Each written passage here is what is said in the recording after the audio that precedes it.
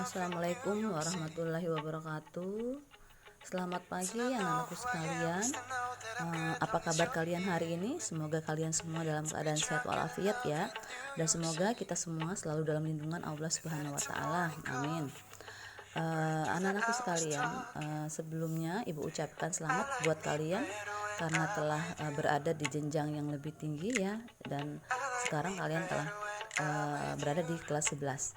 Nah, di sini bersama Ibu ya, guru pembimbing kalian, selaku guru pembimbing kalian untuk mata pelajaran sejarah peminatan ya. Dan insya Allah akan selalu menemani kalian hingga kalian di kelas berikutnya ya. Nah, anak-anakku sekalian, untuk materi sejarah peminatan ya, ada beberapa hal yang sekiranya perlu Ibu sampaikan ya, mengenai kompetensi dasar yang harus kita kuasai pada awal ajaran baru ini ya. Nah, di sini ada kompetensi dasar kita ya, mengenai menganalisis sistem pemerintahan sosial, ekonomi, dan kebudayaan masyarakat Indonesia pada masa kerajaan-kerajaan besar Hindu-Buddha ya, yang berpengaruh pada kehidupan masyarakat Indonesia masa kini. Nah, jadi itu adalah kompetensi dasar yang harus kita kuasai ya. Nah, selain kompetensi dasar ya, ada tujuan yang perlu kita capai setelah proses pembelajaran ini. Adapun tujuan tersebut adalah, yang pertama, diharapkan kalian itu mampu mendeskripsikan mengenai agama Hindu-Buddha itu sendiri ya. Artinya kalian bisa menjelaskan atau mendeskripsikan apa sih agama Buddha itu ya, seperti apa kitab mereka, seperti apa kebudayaan mereka ya. Nah, nanti itulah yang akan kita bahas di awal pertemuan ya, dan setelah itu kita akan masuk ke materi selanjutnya ya, dan memiliki tujuan yang kedua ya, yang sama. Yang kedua adalah diharapkan siswa mampu mendeskripsikan teori-teori penyebaran agama Hindu-Buddha ya hingga masuk ke Indonesia, atau hipotesis teori seperti apa ya, dari beberapa ahli yang membuktikan bahwa keberadaan agama Hindu-Buddha itu memang pernah ada di Indonesia dan disertai beberapa bukti dan alasan yang kuat ya. Baik anak-anakku sekalian, slide berikutnya ini adalah sub pokok bahasan kita ya untuk hari ini, yaitu proses masuknya pengaruh agama dan kebudayaan Hindu-Buddha ke Indonesia ya. Nah, di sini cukup jelas ya apa yang harus kita kaji hari ini ya, mengenai Hindu-Buddha, agama Hindu-Buddha itu sendiri, dan mengenai hipotesis masuknya agama Hindu-Buddha ke Indonesia. Baik, kita lanjut ya. Nah, di sini ada peta ya, peta penyebaran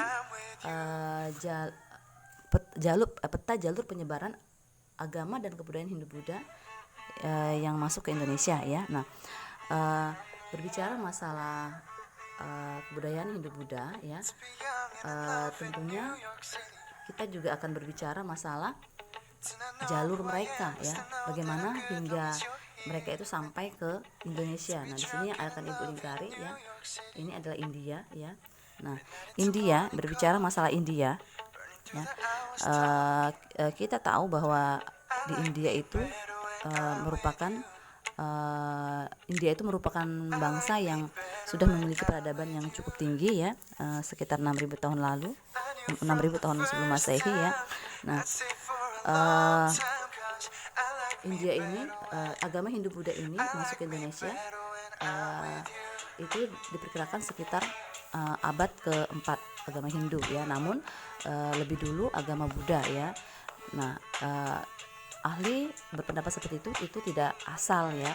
Nah, ternyata antara Hindu dan Buddha itu lebih dulu agama Buddha. Nah, apa buktinya? Nah, ditemukannya sebuah arca ya yang berlanggam Ambarawati di daerah Sumatera dan Sulawesi ya. Baik, kita lanjut mengenai jalur tadi ya. Nah, masuknya agama Hindu-Buddha ke Indonesia itu melalui ada yang melalui jalur darat dan ada yang melalui jalur laut ya.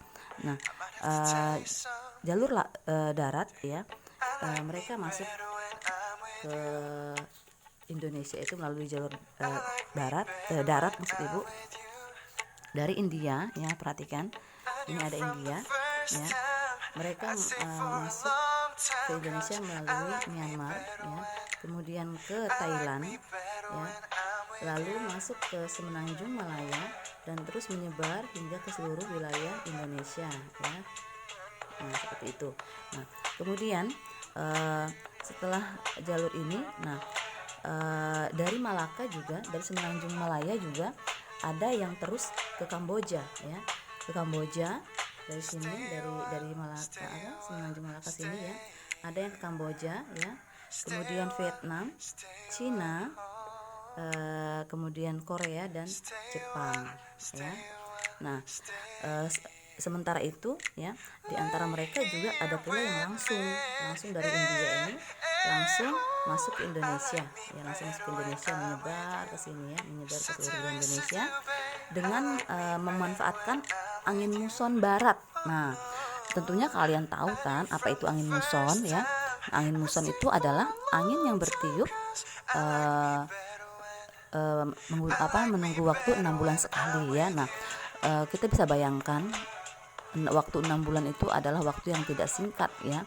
Nah, sehingga mereka membutuhkan waktu yang cukup lama untuk menetap di suatu daerah. Mustahil tidak melakukan aktivitas apapun dan mustahil tidak terjadi sebuah akulturasi budaya ya, seperti itu. Baik, kita lanjut ya. India juga terkenal dengan budayanya ya, yang sangat unik ya. Diantaranya adalah kasta ya. Nah, kasta itu adalah stratifikasi sosial atau tingkatan sosial atau lapisan sosial masyarakat ya, di mana mereka mengenal susunan kaum Brahmana ya, itu ada di posisi paling tinggi. Nah, di sini ada kaum Brahmana, ada kesatria ya, ada Waisya, ini ya, Brahmana, Ksatria, Waisya, Sudra ya. Ini adalah stratifikasi sosial yang mereka miliki, yang mereka jalankan ya. Jadi mereka menduduki posisi itu sesuai dengan status sosial masing-masing. Kalau mereka adalah seorang tokoh agama ya berarti posisinya paling tinggi ya. Kalau mereka adalah ksatria, kaum bangsawan, berarti posisinya ada di posisi kedua ya. Baik, di sini akan dijelaskan satu persatu mengenai kasta yang ada di India ya. Nah, yang pertama adalah kasta Brahmana. Kasta Brahmana itu terdiri dari golongan keagamaan atau kerohaniawan atau para pemuka agama ya. Nah, mereka ini seperti yang dijelaskan tadi ada di posisi paling tinggi. Nah, tidak heran nanti ketika masa kerajaan Hindu-Buddha di Indonesia ya, kaum pemuka agama ini menjadi penasehat raja ya. Artinya apapun petuah dari kaum agamis ya, kaum kerohanian itu sangat didengarkan oleh raja. Nah, mereka tidak heran ada di posisi pertama ya. Yang kedua ada kasta ksatria ya. Nah, kasta ksatria ini merupakan kasta pemerintahan ya, yang terdiri dari para raja ya, dan juga keluarganya serta para bangsawan dan para prajurit ya. Mereka ada di posisi kedua setelah Brahmana. Yang ketiga ada kasta Waisya ya. Nah, kasta Waisya dan kasta Sudra yang keempat. Nah, kasta Waisya ini merupakan kasta yang ketiga yang terdiri dari para pedagang, para petani ya, dan para pengusaha ya. Mereka juga turut serta mewarnai kebudayaan yang ada di India ya. Nah, kasta Sudra ini adalah kasta yang ada di posisi paling bawah ya. Nah, kasta ini terdiri dari kaum pekerja keras ya. Biasa juga mereka disebut sebagai hamba sahaya atau budak ya. Seperti itu. Jadi posisinya ada di bawah. Nah, apakah antar kasta ini boleh terjadi pernikahan? Mereka sangat menjaga kemurnian kasta mereka ya. Kalaupun terjadi pernikahan ya antar kasta, misalnya kasta Waisya menikah dengan kasta Sudra ya. Nah, mereka akan dibuang keluar daerah mereka ya, karena tadi menjaga kemurnian dari kasta yang mereka miliki. Nah, berbicara masalah agama Hindu-Buddha ya, mereka juga punya kitab ya, sama seperti orang Muslim juga punya kitab ya. Nah, di sini mereka memiliki kitab yang namanya Vedas, itu untuk agama Hindu ya, dan untuk agama Buddha adalah Tripitaka. Nah, berdasarkan penelitian usia kitab kitab mereka, para ahli itu sampai pada kesimpulan bahwa ternyata agama Hindu itu telah tumbuh dan berkembang sekitar 6.000 tahun sebelum Masehi ya. Nah, sebagai agama tertua, agama Hindu telah berkembang ke berbagai wilayah di dunia, termasuk Asia Tenggara dan Indonesia. Ya. Baik, kita kembali ke masalah kitab ya. Agama Hindu memiliki kitab yang bernama Vedas atau Veda. Nah, Veda ini terdiri dari 4 bagian.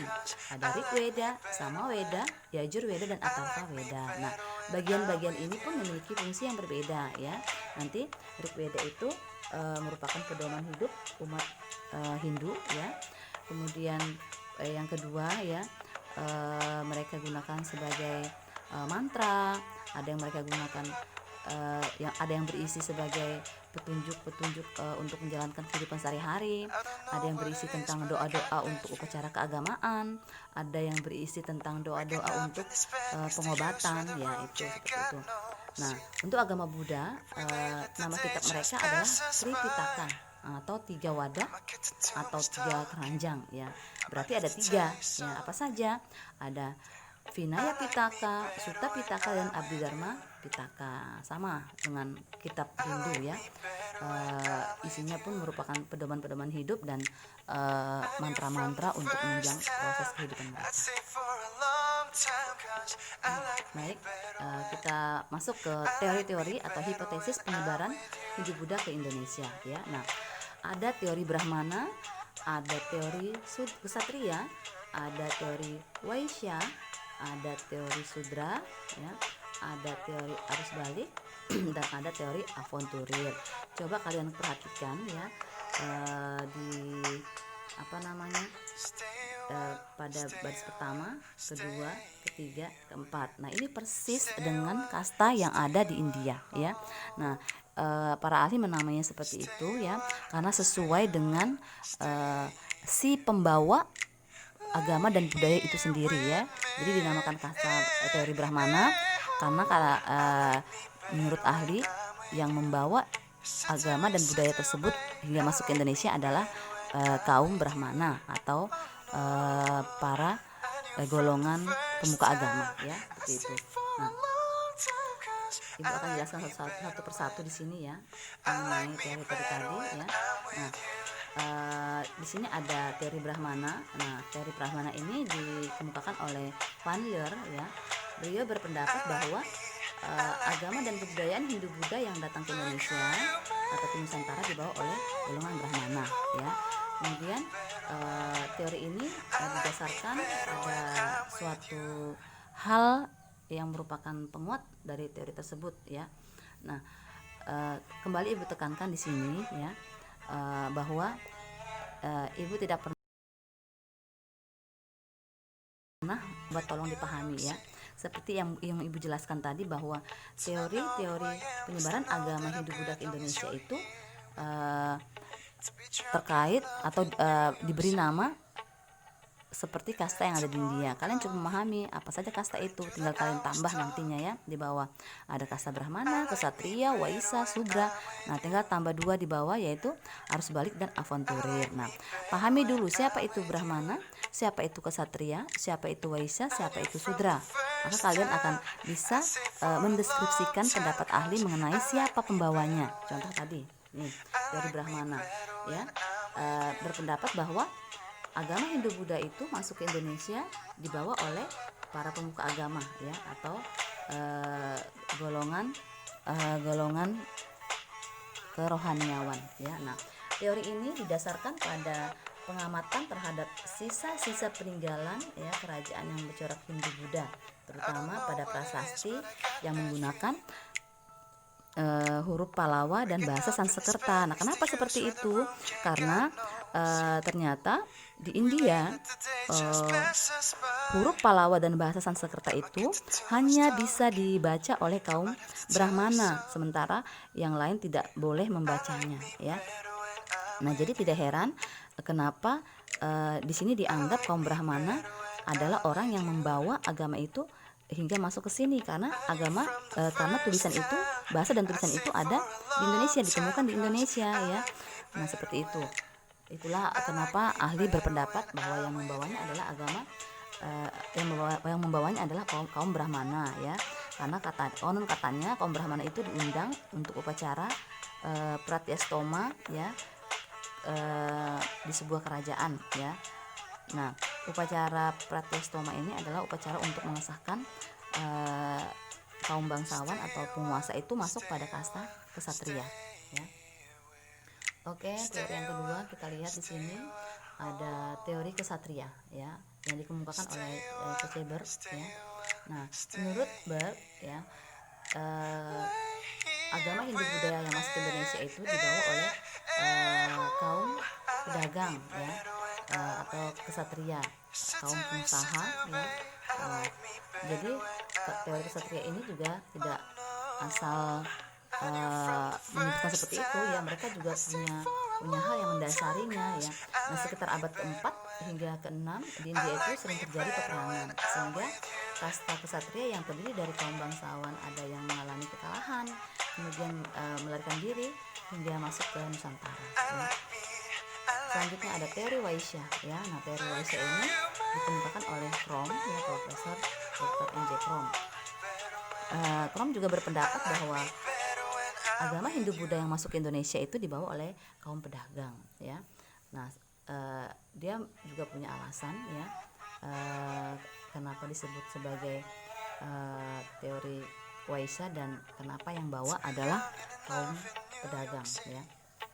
Nah, mengingat letak Indonesia yang sangat strategis ya, kalian perlu tahu kan, letak Indonesia itu sangat strategis sekali sehingga selalu menjadi incaran orang-orang luar ya. Tidak hanya letak yang strategis tapi juga sumber daya alamnya yang luar biasa ya. Nah, letak Indonesia yang sangat strategis tadi di tengah-tengah jalur perdagangan antara Cina dan India seperti yang Ibu jelaskan di peta tadi ya. Nah, itu menjadi alasan Fromm untuk berpendapat bahwa agama Hindu dan agama Buddha masuk ke Indonesia itu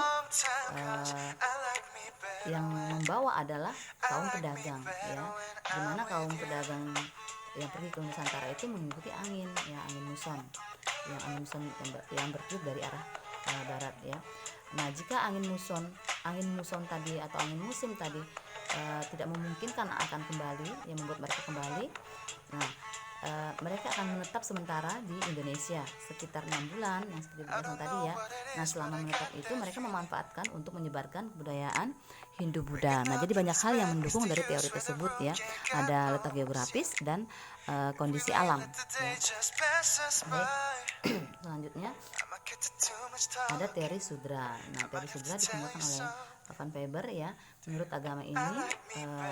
teori ini agama Hindu Buddha itu masuk ke Indonesia dibawa oleh hamba sahaya ya, atau para pekerja keras. Nah, teori ini memiliki kelemahan ya. Apa kelemahannya kita lihat, yaitu kaum Sudra itu tidak menguasai huruf Palawa dan bahasa Sanskerta. Nah, mereka umumnya tidak memiliki ilmu pengetahuan untuk itu ya, karena tidak memperoleh pendidikan. Nah, kemungkinan mereka menyebarkan agama Hindu Buddha itu sangat kecil kebenarannya, dan teori ini banyak yang menyangkal ya seperti itu. Jadi kebenarannya sangat kecil sekali. Nah, begitulah ilmu dalam sejarah ya. Ilmu itu akan terus bertahan ketika sumber, bukti dan faktanya bisa dipertanggungjawabkan. Tapi ketika sumber, bukti dan faktanya itu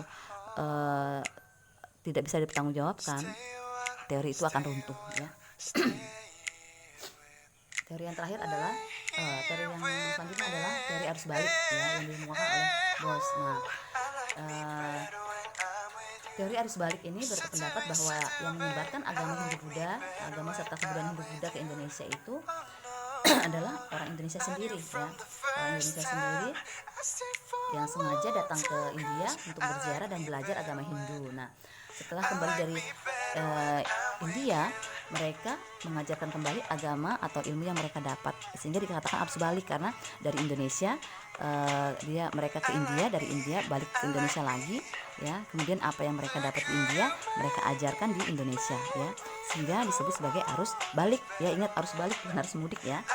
Baik, teori ini juga didasarkan pada penemuan prasasti Nalanda. Nah, prasasti Nalanda ini menyebutkan bahwa Raja Balaputra Dewa dari Kerajaan Sriwijaya itu telah meminta Raja India untuk membangun wihara ya di daerah Nalanda sebagai tempat untuk menimba ilmu para tokoh dari Sriwijaya ya. Jadi ini sangat kuat sekali karena ada prasasti yang mendukung teori arus balik.